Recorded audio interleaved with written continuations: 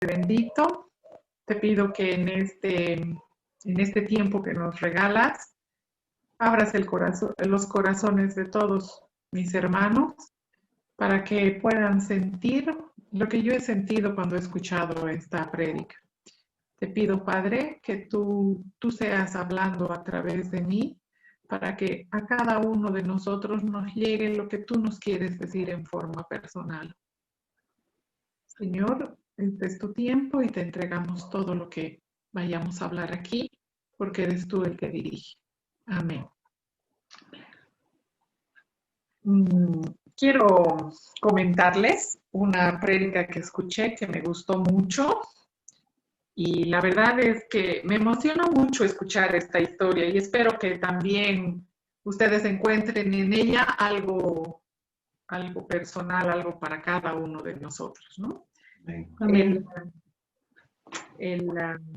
La charla o la reflexión se llama Armas de Paz. Y es una historia que está, bueno, esta reflexión está en relación a la historia de Gedeón.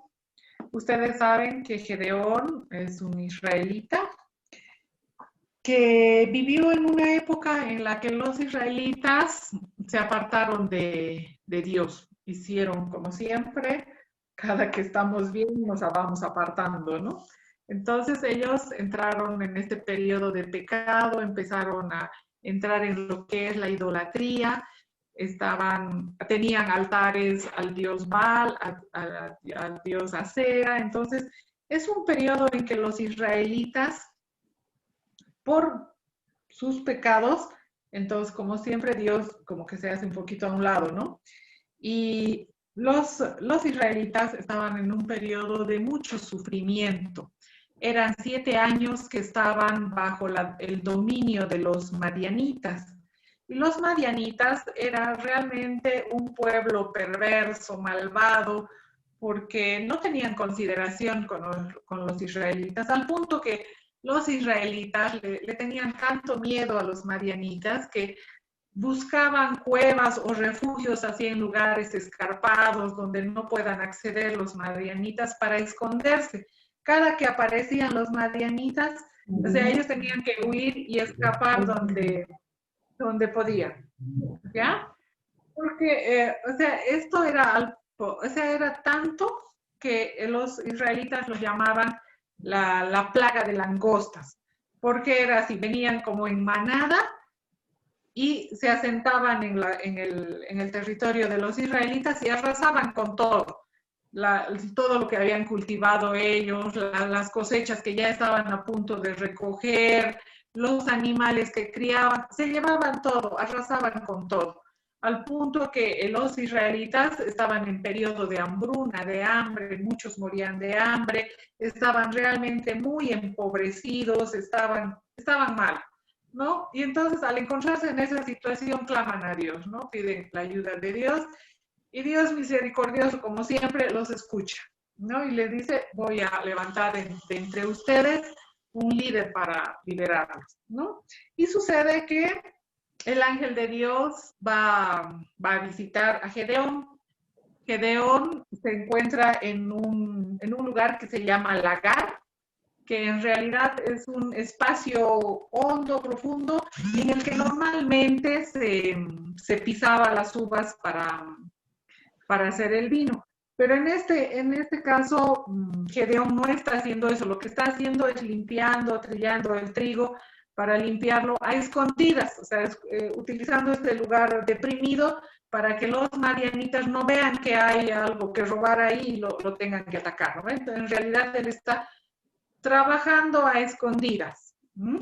Entonces aquí se presenta el ángel de Dios y le saluda y le dice, el Señor está contigo, hombre valiente y aguerrido.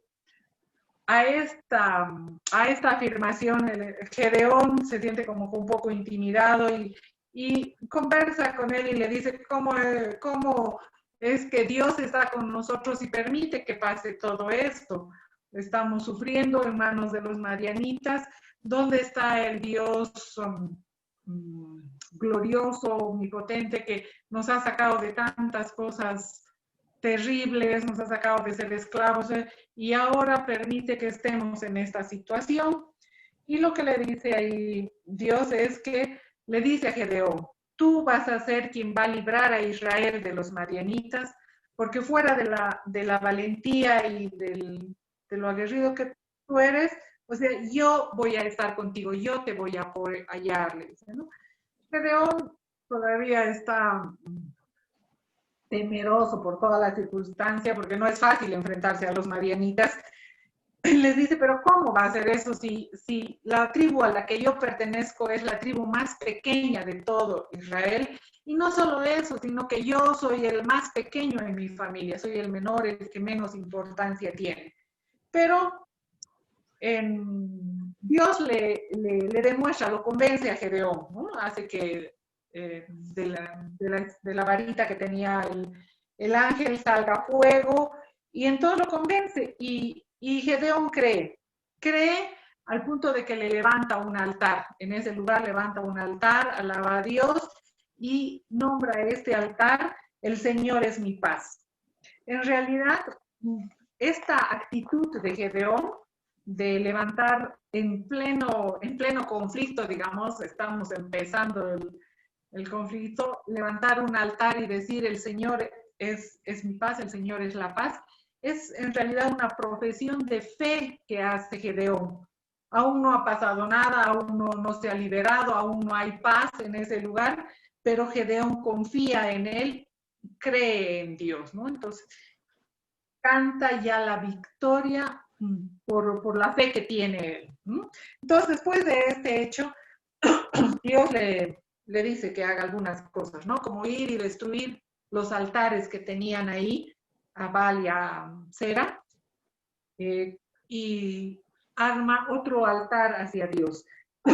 Hace una alabanza, hace una ofrenda, y en este momento lo que está haciendo Gedeón es rompiendo con la idolatría que el pueblo de Israel tenía hasta ese momento, ¿no?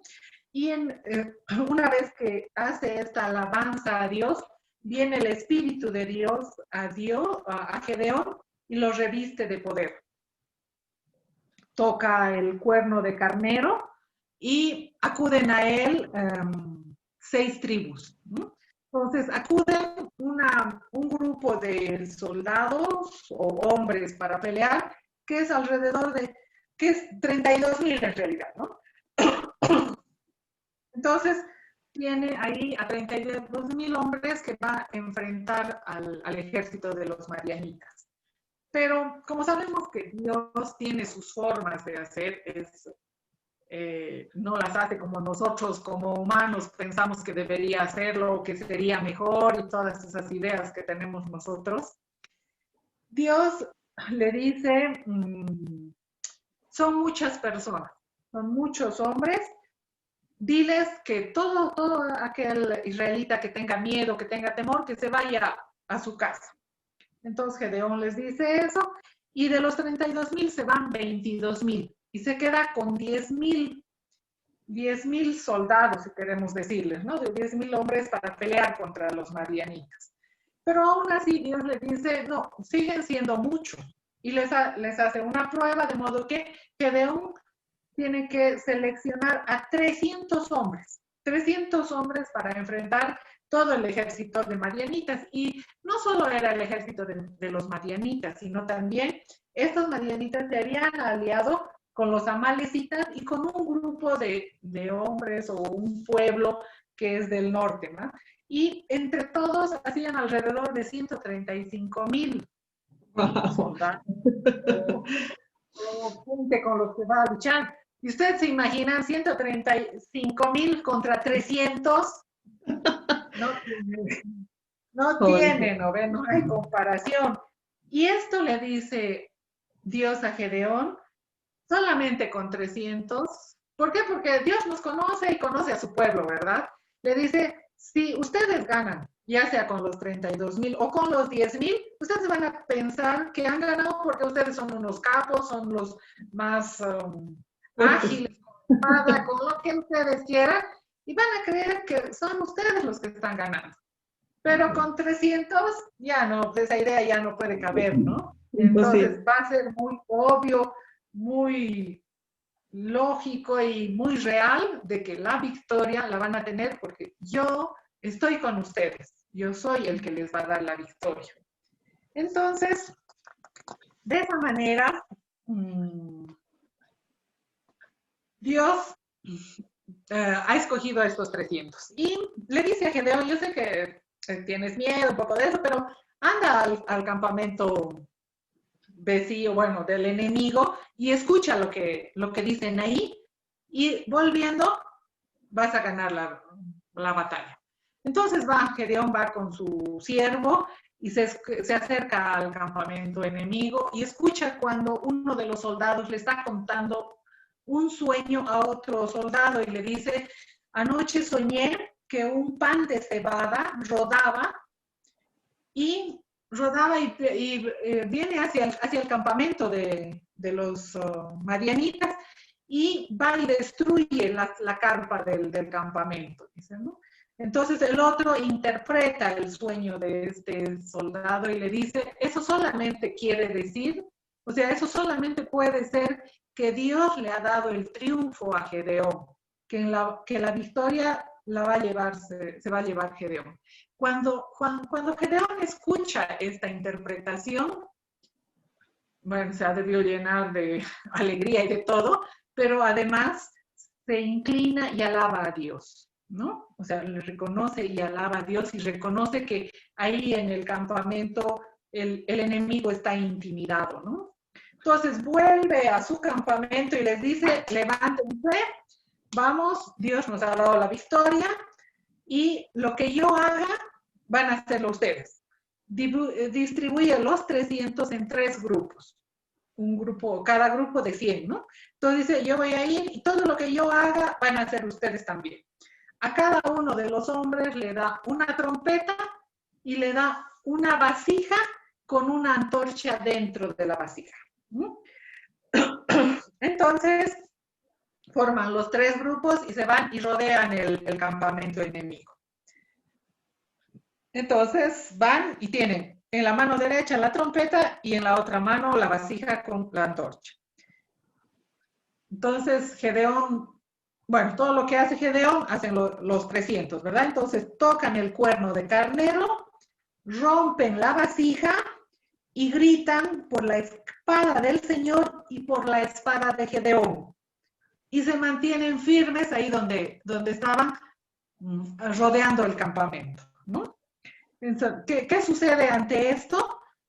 Todos los marianitas y todos sus compinches se descontrolan, se confunden y el Señor hace que haya todo un caos ahí en ese campamento y se empiezan a matar entre ellos, o sea, dice que espada contra espada entre ellos se matan entre ellos. Entonces, en base a esta historia que tenemos de Gedeón, vamos a analizar un poco las armas que utiliza o que se presentan en esta historia para defendernos de los madianitas que nosotros tenemos, ¿no? Primero nos habla de una primera arma que es la trompeta. Bueno, las trompetas o el cuerno en todo caso en esa época, ¿no? El cuerno de carnero, que en esta situación lo que significa es alabanza a nuestro Dios, porque tenemos en el Salmo 150, el versículo 3, dice, alabemos al Señor con trompetas, con arpas y con liras. Entonces, esta alabanza es una profesión de fe que hacemos nosotros para confiando en la victoria que nos está dando Dios. Esto lo proclamamos en confianza y por la fe que tenemos en nuestro Dios. Una cosa que es bien interesante aquí, que me parece interesante, es resaltar el hecho de que cuando nosotros alabamos a Dios en momentos difíciles, cuando todavía no tenemos la victoria, inclusive a veces ni siquiera estamos viendo el punto de luz a lo lejos que nos está diciendo que pronto se acerca nuestra liberación o nuestra calma. Y si nosotros hacemos esta alabanza en estos momentos, es algo que realmente desconcierta a cualquiera que está en contra nuestra, pues en este caso al enemigo, ¿no?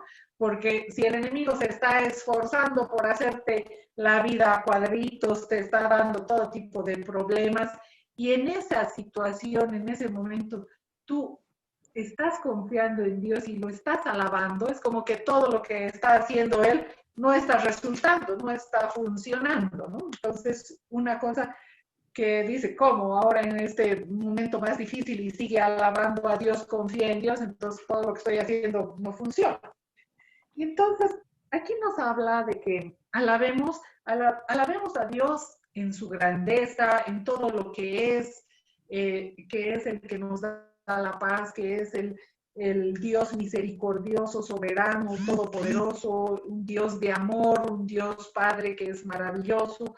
Podemos alabar todo lo que ha hecho en nuestro pasado, todo lo que, cómo nos ha sacado de diferentes situaciones, cómo nos ha dado cosas maravillosas, y desde el mismo hecho de, bueno, al pueblo de Israel haberlo liberado de los egipcios, a nosotros habernos dado a Jesucristo para que sea nuestro liberador, que nos convierte en sus hijos, en los hijos de Dios, o las cosas personales que hemos sentido que Dios nos ha salvado, nos ha ayudado, ha estado presente. O sea, un montón de situaciones que, si digamos, nosotros podríamos decir, creo que a mí no me ha dado nada, yo pienso que es porque no estamos viendo bien y no estamos reconociendo en realidad la gracia y el amor de Dios que está en cada momento, cada cosa que nos da, el mismo hecho de tener un cuerpo sano, de tener una familia,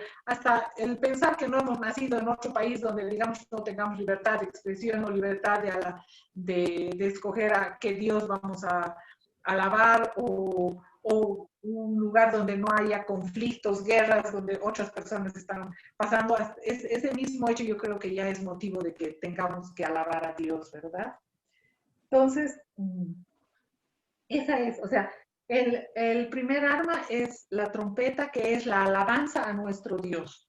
La segunda arma de la que hablan aquí son las vasijas rotas. Si nosotros nos ponemos a pensar, esta vasija, cuando está íntegra, está cubriendo la antorcha que está dentro. Entonces, en realidad, esta vasija está bloqueando la antorcha, la luz que nos da la antorcha. ¿Y qué hace? Está provocando oscuridad alrededor. Y la oscuridad que nos da, la oscuridad nos da miedo, nos da temor, incluso frío. Cuando nosotros estamos nomás en un cuarto a oscuras, estamos caminando a tientas, no sabemos con qué nos vamos a chocar o qué otra cosa está delante de nosotros. Puede ser que el siguiente paso que demos sea el último que demos, o inclusive no sabemos qué nos está acechando alrededor de nosotros. O sea, la oscuridad nos da toda esta sensación de temor, de inseguridad. Y lo que esta vasija está haciendo es eso precisamente, bloquearnos la luz y darnos oscuridad. Ahora, ¿qué es esta vasija? Esta vasija es un montón de cosas que nosotros creamos como muros entre nosotros y Dios, desde el mismo hecho del orgullo, la soberbia, rebeldía, el hecho de que nosotros levantemos otras cosas como dioses a los que les estemos dando prioridad, nuestros pecados. O sea, en realidad es todo aquello que nos está separando de Dios. Entonces, por eso necesitamos romper esta vasija.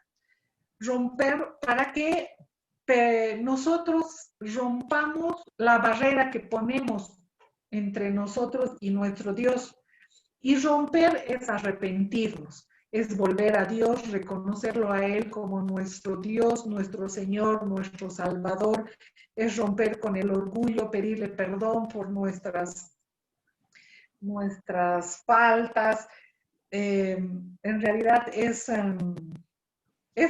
o sea, romper todo aquello que nos separa. Y yo creo que inclusive este periodo de pandemia en la que estamos viviendo nos ha demostrado todo lo frágiles que somos, que ni siquiera las personas que han tenido más dinero, que han sido famosas, que tenían poder económico, social, influencias, inclusive los mismos médicos que se supone que deberían tener, digamos, hasta cierto privilegio para que les curen. O sea, nada de eso ha servido. O sea, este periodo nos ha servido para demostrarnos que realmente nosotros no tenemos control absolutamente de nada, ¿verdad? Y esa es la segunda arma. Ahora hablamos de la tercera arma, que es la antorcha. ¿La antorcha qué significa? La antorcha es la luz, es el fuego. ¿Y qué representa también esto?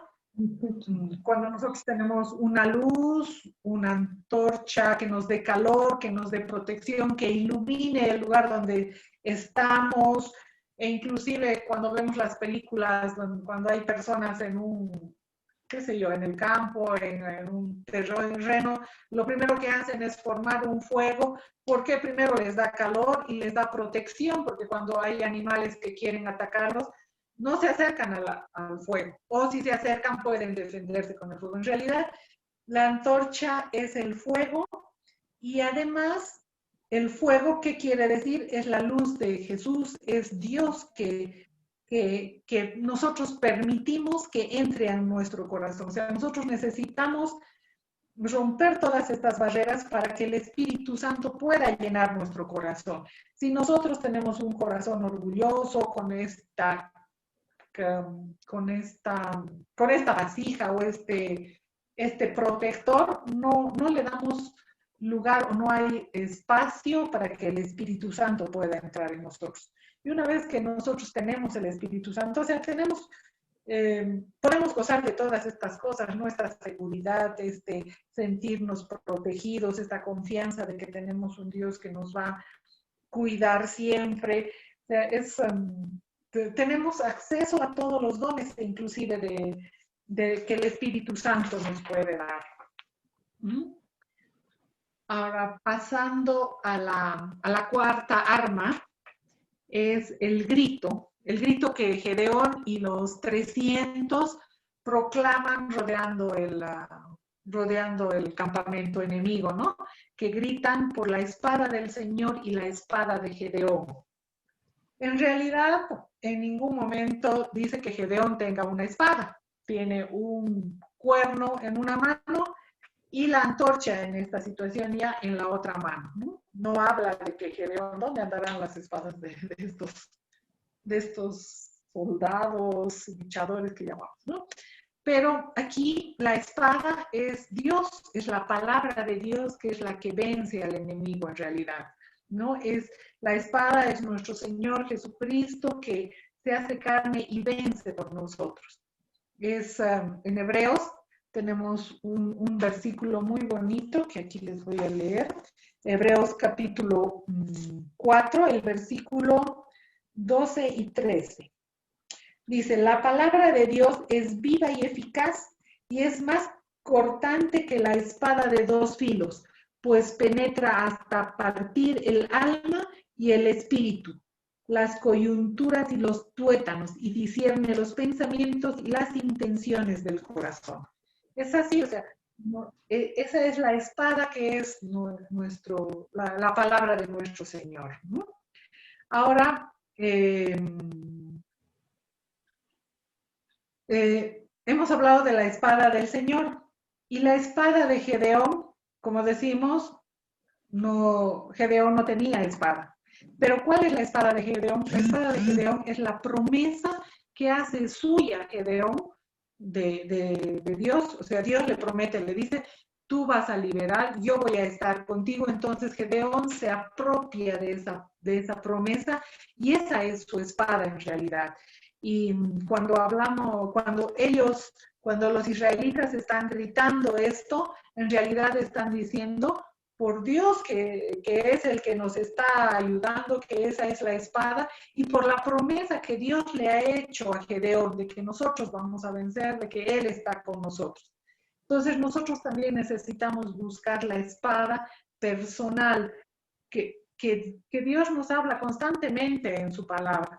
O sea, tenemos miles de promesas maravillosas que nos dice que siempre va a estar con nosotros, que todo lo que hace es por nuestro bien, que aunque nosotros andemos medio chuecos, cuando estamos con Él va a ir enrectando nuestro camino, que si vamos a sufrir va a ser poco tiempo y que si nosotros nos descargamos en Él, esto va a ser más ligero para nosotros. En realidad, la palabra de Dios está llena de promesas hermosas, pero necesitamos conocerlas, necesitamos saber de Él, necesitamos tener una relación con Dios para que sepamos qué promesa específica nos está dando, inclusive para cada momento de Dios, ¿no? O para cada momento en que nosotros estamos transitando. Entonces, es esa, o sea, tenemos que buscar nuestra espada, cuál es apropiada para cada momento que estamos transitando.